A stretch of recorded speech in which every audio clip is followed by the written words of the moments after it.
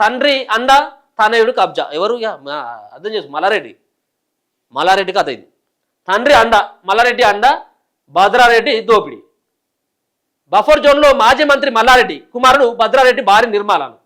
ఇగో Kompally pox Sagar చెరువు ఆక్రమణ, తప్పుడు నివేదికలతో ఇరిగేషన్ అధికారులు ఎన్ఓసి జారీ, చర్యలకు హైడ్రా వెనుకడుగు, కూల్చేయాలని స్థానికులు డిమాండ్ చేస్తూ ఉన్నారు. ఇగో భద్రారెడ్డి సంగతి చూడు. ఇక అసలు నిజంగా కూడా ఇప్పుడు నిన్ననేదో ఎవరు హైడ్రా రంగనాథ్ గారు మాట్లాడుతూ ఉన్నారు.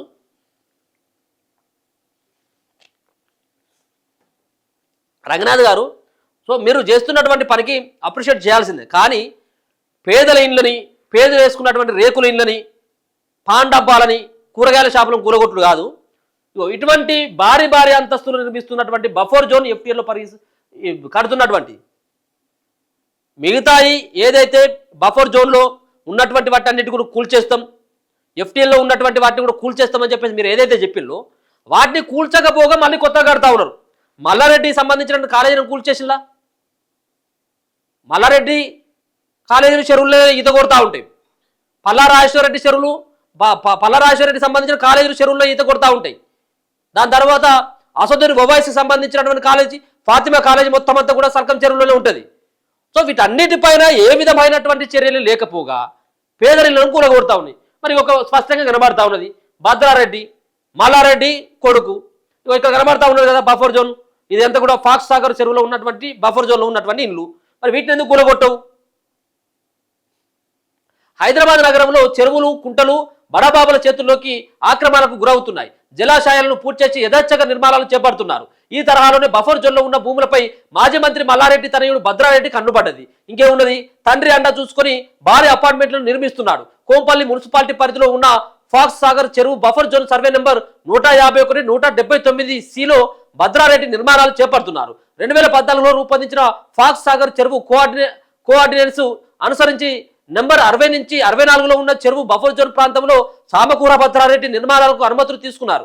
శ్రీ షిరిడి సాయి బిల్డర్స్ సంస్థ వారు కృష్ణాస్ ఎంట్రాల్డ్ పేరుతో అపార్ట్మెంట్ నిర్మాణం చేపడుతున్నారు. ఇది చెరువు బఫర్ జోన్లోకి వస్తున్న విషయం ఖచ్చితంగా తెలిసినప్పటికీ హైడ్రా మాత్రం ఇంతవరకు చర్యలకు ఉపక్రమించలేదు. ఎగువ ప్రాంతంలో ఇదంతా కూడా ఎందుకు వాళ్ళు మరి చూసి ఎందుకు ఊరుకుంటా ఉన్నారు? మనకు నిన్న రంగనాథ్ గారు చెప్పి అందరూ నన్ను మెచ్చుకుంటా ఉన్నారు హైడ్రా తీరు పట్ల అని చెప్పేసి ఆయన మాట్లాడుతూ ఉంటాడు. మరి ఇప్పుడు భద్రారెడ్డికి సంబంధించినటువంటి వ్యవహారం ఎందుకు కనబడట్లేదు? ఈ కబ్జా ఎందుకు కనబడట్లేదు? ఇగో ఓపెన్గా కడతా ఉన్నారు. ఫ్లాట్ ఫర్ సేల్స్ అని కూడా పెట్టిండు.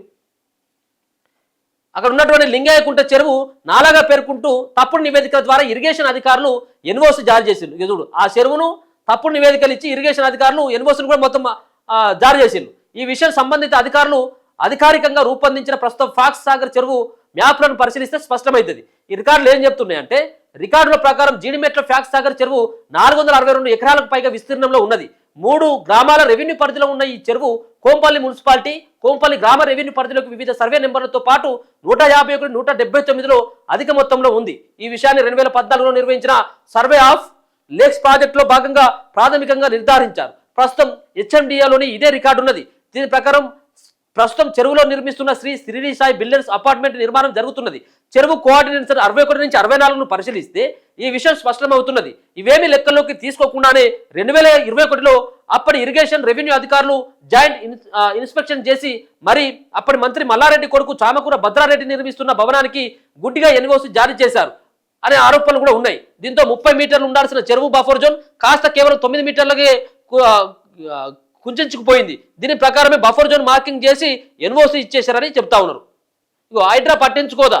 నిజాంపేట కార్పొరేషన్ పరిధిలో బాచుపల్లి మండలం ఎర్రకుంట చెరువు బఫర్ జోన్లో వెలిసిన అపార్ట్మెంట్లను హైడ్రా కూల్చేసింది. అలాగే మల్లంపేట లక్ష్మీ శ్రీనివాస్ కన్స్ట్రక్షన్ వారు చెరువు భూమిలో చేపట్టిన నిర్మాణాలను సైతం నేలమట్టం చేసిండ్రు.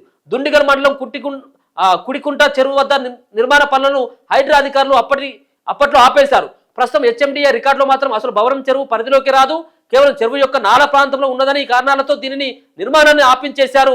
గాజుల రామారంలో చింతల చెరువు ఎఫ్టీఎల్ బఫర్ జోన్ ప్రాంతంలో పాటుగా ప్రభుత్వ భూములు అక్రమంగా నిర్మించారనే కారణంతో వందలాది రేకుల రూములను కూలగొట్టి అక్కడ ఉన్న వారిని బయటకు పంపించేశారు హైడ్రా అధికారులు. ఇక ఇలా అనేక సందర్భాల్లో కుత్పులపూర్ నియోజకవర్గంలో కాకుండా అనేక ప్రాంతాల్లో హైడ్రా చర్యలు ఉపక్రమించింది. కుక్కరపల్లి ప్రాంతంలో కూడా చెరువులో ఉన్న నిర్మాణాలను ఇదే తరహాలో తొలగించారు. ఇప్పటికే అనేక సందర్భాల్లో చెరువు భూముల నిర్మాణాల పేరుతో హైడ్రా కూల్చివేయడం తెలిసిందే.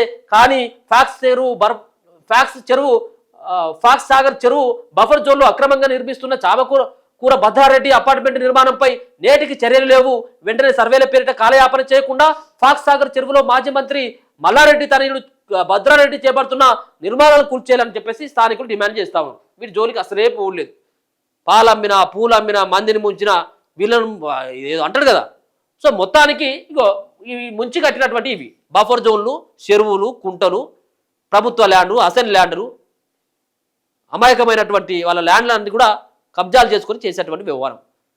సో మరి భద్రారెడ్డి బఫర్ జోన్లో కడుతున్నటువంటి ఫాక్స్ సాగర్ చెరువు మరి ఇది ఎందుకు రంగనాథ్ గారికి కనబడట్లేదు? దీన్ని మరి వాళ్ళ తండ్రిని చూసి ఏమైనా భయపడతా ఉన్నారా? మల్లారెడ్డిని ఒక్క ప్రజాప్రతినిధికి సంబంధించినటువంటి ఫామ్ హౌస్ను కూలగొట్టబోతుంది. చెరువులో ఉన్నటువంటి వాటిని ఇంతవరకు ముట్టుకోవైతివి. అక్కడైతే అసదుద్దీన్ ఓవైసీకి సంబంధించినటువంటి ఫాతిమా కాలేజ్ అయితే ఇప్పుడు మధ్యలో కూలగొట్టినట్టయితుంటే పొరగల జీవితాలు ఆగమైపోతే చదువుకున్న పిల్లలే కాబట్టి ఆ చెరువులలో కూలగొడతామన్నాడు. అది లేదు ఇది లేదు, ఎడపోయిందో తెలియదు.